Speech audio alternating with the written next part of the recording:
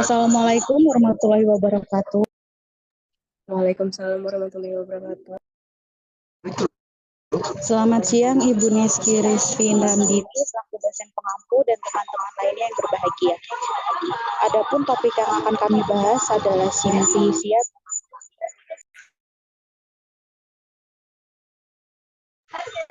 Perkenalkan, nama saya Rina Tiarasari yang akan bertugas sebagai moderator pada hari ini. Saya akan membimbing jalannya presentasi ini. Adapun anggota kelompok saya adalah Ananda Setiawati, Desti Ayu Fadila, Dwi Putra Erlangga, dan juga Juniko Rizky Arido.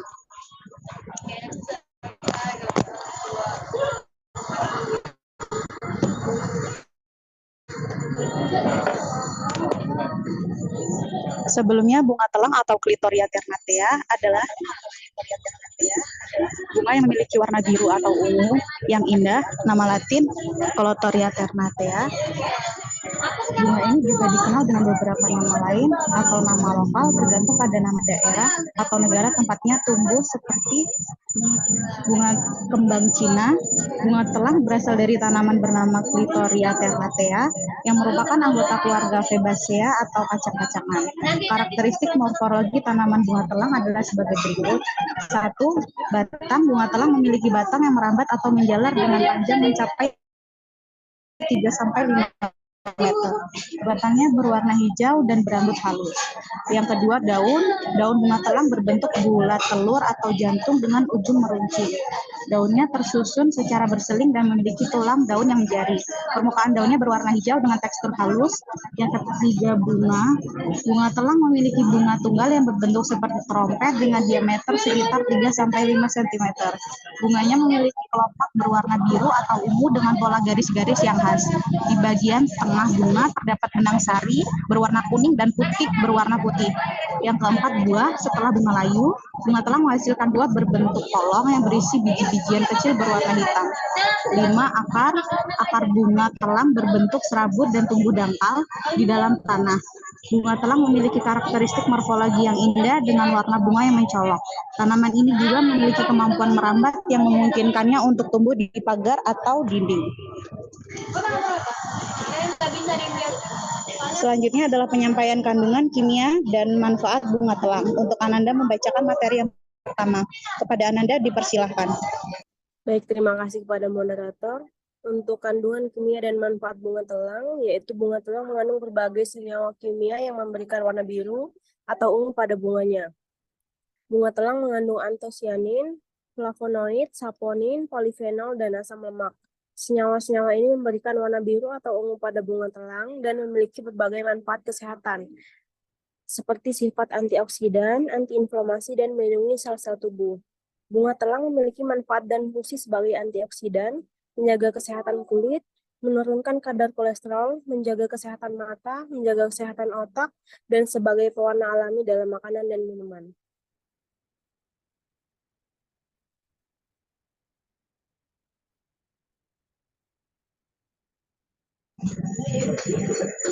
Selanjutnya adalah penyampaian proses pembuatan bunga telang.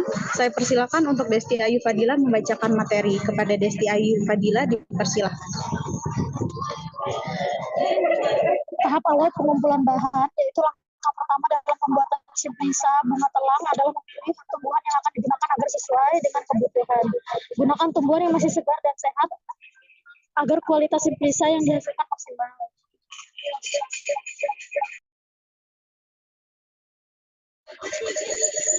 Tahap kedua, sortasi basah. Potong tumbuhan bila perlu atau pisahkan tumbuhan yang akan digunakan dan yang tidak akan digunakan menjadi bagian-bagian kecil dengan ukuran yang sama agar proses pengeringan berjalan lebih cepat dan merata. Potong atau pisah tumbuhan segera setelah dicuci atau agar menghindari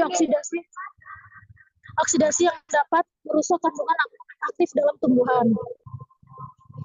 Tahap ketiga yaitu pencucian. Cuci tumbuhan dengan air bersih untuk menghilangkan kotoran dan debu yang menempel. Pastikan tumbuhan benar-benar bersih sebelum diolah menjadi simplisia. Tahap keempat,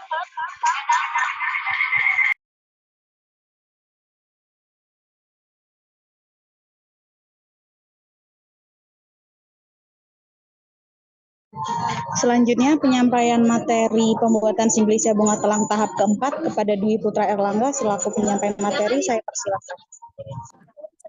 Tahap keempat, perajangan atau pencacahan. Dalam tahap ini kami tidak melakukan perajangan atau pencacahan karena simplisia yang akan kami buat sangatlah tipis. Bunga telang juga memiliki kelopak bunga yang tidak tebal. Hal ini memudahkan kami dalam pengeringan alami. Yang akan kami lakukan dalam tahap ini, kami hanya mengecek ulang agar bahan yang akan digunakan simplisia, bahan yang benar-benar baik. Dan juga kami menimbang ulang berat dari bahan sebelum kami keringkan. Tahap kelima yaitu pengeringan. Tahap kelima ini adalah pengeringan alami yang dapat dilakukan dengan menyebar tumbuhan di atas alas yang bersih dan kering. Pastikan tumbuhan tidak bertumpuk agar proses pengeringan berjalan dengan baik. Tempatkan tumbuhan di tempat yang terhindar dari sinar matahari langsung dan angin yang kencang. Pengeringan alami memakan waktu 3-7 hari tergantung pada jenis tumbuhan dan kondisi lingkungan. Baik, selanjutnya saya balikan kepada moderator. Selanjutnya adalah proses pembuatan simplisia bunga telang tahap ke-6 untuk Juniko Rizky Arido membacakan materi tersebut. Kepada Juniko dipersilakan. Baik, terima kasih moderator. Di sini saya akan membacakan proses pembuatan simplisia bunga telang. Tahap ke-6, sortasi kering. Dalam tahap ini setelah bahan benar-benar kering, kami menyortir kembali guna memastikan bahan yang sudah akan dikemas dalam keadaan benar-benar bersih, baik dan layak digunakan sebagai simplisia. Untuk tahap ke-7, pengepakan dan penyimpanan. Setelah simplisia bunga telang melewati proses sortasi kering, kemudian bahan dapat dikemas dalam wadah yang bersih. Simpan di tempat sejuk, kering, dan gelap. Sebelum menutup wadah, pastikan untuk menandai tanggal pengepakan, nama simplisia yang ada di dalamnya. Hindari penyimpanan di tempat panas atau kelembapan tinggi karena hal ini dapat mempengaruhi kualitas dan keawetan simplisia. Sekian, saya kembalikan kepada moderator.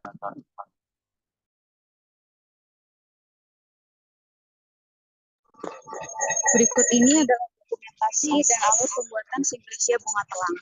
Yang pertama ada pengumpulan bahan baku, kemudian sortasi basah, kemudian pencucian, selanjutnya perajangan atau pencacahan, selanjutnya pengeringan, yang selanjutnya sortasi kering, dan yang terakhir pengepakan dan penyimpanan.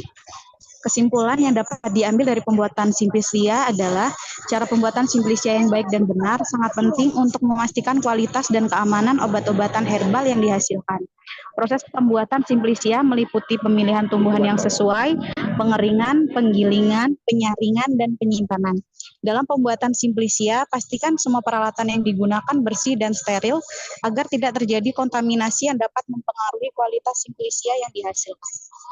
Demikian tadi presentasi kelompok kami. Mari kita lanjutkan ke sesi tanya jawab. Bagi teman-teman yang hendak bertanya, kami persilahkan. Nggak mau tanya.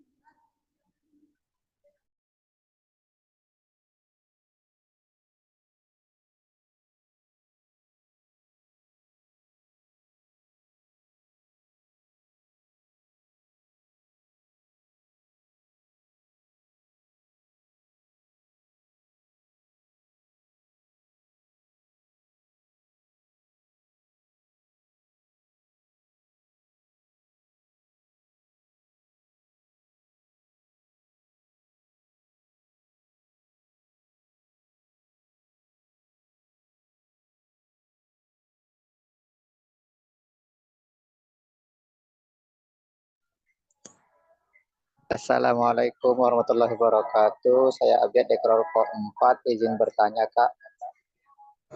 Baik, Kak, dipersilakan. Untuk khasiat bunga telang tadi kan ada kalau nggak salah tadi sebagai pewarna makanan ya. Yang ingin saya tanyakan dari untuk proses pewarna makanan itu, yang aman untuk dalam makanan berapa persen dari ekstrak bunga telang itu yang diambil?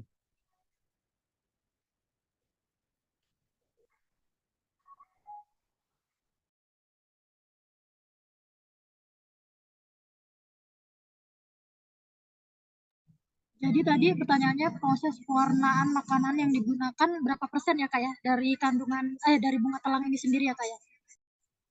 Maaf, di mana Kak? Nggak jelas.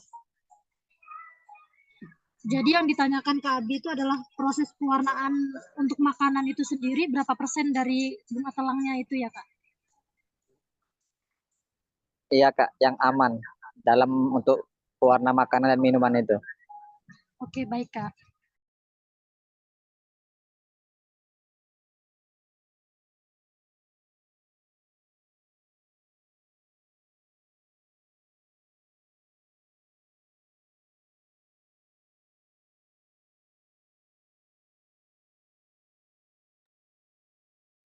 Kak, izin bertanya. Baik Kak, dipersilakan. Saya Setia Nurul Utami dari kelompok 10, izin bertanya. Bunga telang itu kalau dikonsumsi setiap hari itu tuh dapat menyebabkan efek samping nggak sih, Kak? Dia tuh aman nggak sih kalau dikonsumsi setiap hari? Terima kasih.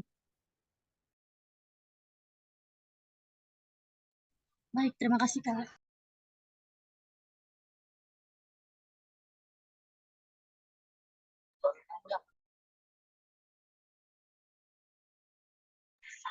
Baik, untuk pertanyaan Setia Nurul Utami, izin menjawab. Dilansir dari Filosofi Hidup Sehat 2014, karya Desri Lestari Widodo, bunga telang yang dikonsumsi secara berlebih dapat menyebabkan efek samping, seperti mual pada sebagian orang.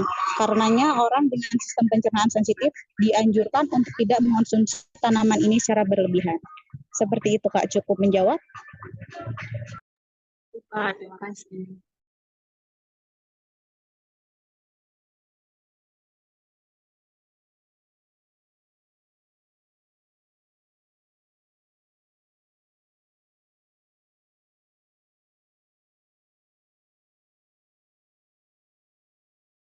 Pertanyaan terakhir, adakah yang ingin bertanya?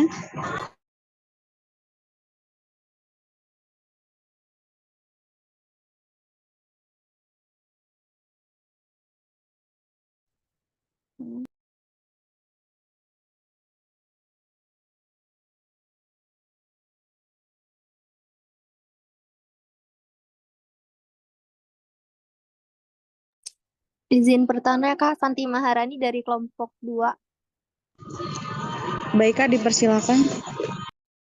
Kalau mau buat minuman dari bunga telang itu, bagusnya kita buat simplisia dulu bunga telangnya kayak teh gitu, apa langsung dari bunga telangnya yang masih segar ya Kak?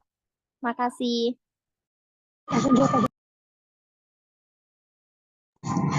Halo Kak Santi Maharani, saya Desti izin menjawab. Jadi kalau mau dibuat minuman, bagusnya dari dibuat simplisia dulu atau langsung direbus gitu maksudnya Kak ya? Iya Kak. Itu dua-duanya bisa sih Kak. Kalau dibuat simplisia dulu, pastikan pembuatannya itu dalam jangka waktu yang beberapa hari. Jadi nggak bisa langsung digunakan. Tapi kalau langsung direbus itu juga bisa Kak. Tergantung sama yang mau konsumsi sih Kak. Jadi mau dikonsumsi langsung atau tidak. Kalau tidak atau mau dikonsumsi dalam jangka waktu yang lama itu kami sarankan untuk dibuat simplisia karena kalau dibuat simplisia itu um, penggunaannya juga bisa digunakan dalam waktu yang lama karena dia sudah dikeringkan itu kan Kak. Tapi kalau langsung direbus itu dia nggak bisa digunakan berkali-kali. Jadi kita ngambil bahannya secukupnya, langsung kita gunakan, terus kita konsumsi. Gitu sih Kak. Baik Kak, Apakah menjawab, makasih. Kak? Menjawab Kak, makasih.